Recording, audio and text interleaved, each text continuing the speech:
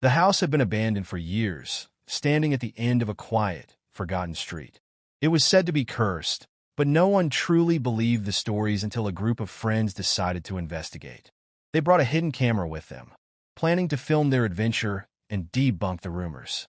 The first night was calm, filled with nervous laughter and skeptical comments. But on the second night, something changed.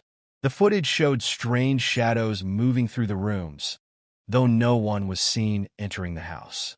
Objects would shift, doors would creak open on their own, and the air seemed to grow colder with every passing hour.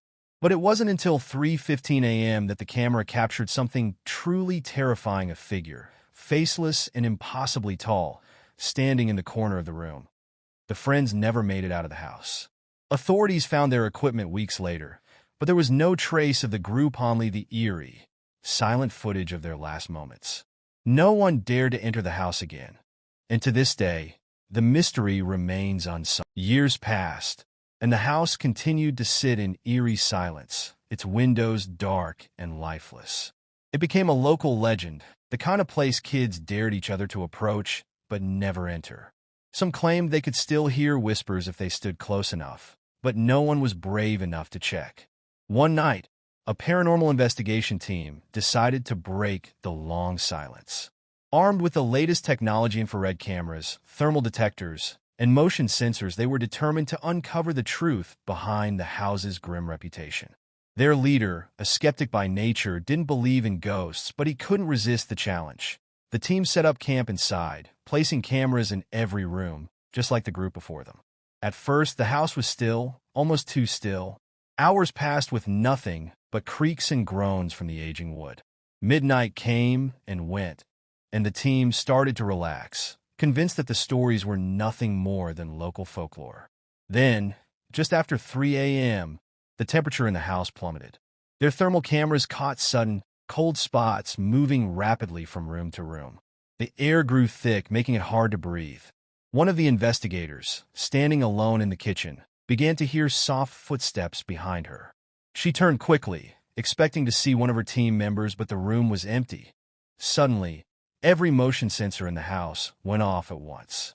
The equipment crackled with static, and their walkie-talkies burst with frantic, distorted voices, except they weren't any of the team's voices. The leader rushed to check the main camera, the one pointed at the living room, where the last group had recorded their final moments. What he saw chilled him to the core. On the screen, standing perfectly still in the center of the room, was the same tall, faceless figure from the previous footage, its form hazy and shifting like smoke. This time, though, it moved. Slowly, deliberately, it turned towards the camera, as if aware it was being watched. Then, in one swift motion, it reached out, and the screen went black. Panic swept through the team. They raced to gather their gear. But before they could escape, the front door slammed shut with a deafening bang. No matter how hard they pulled, it wouldn't budge.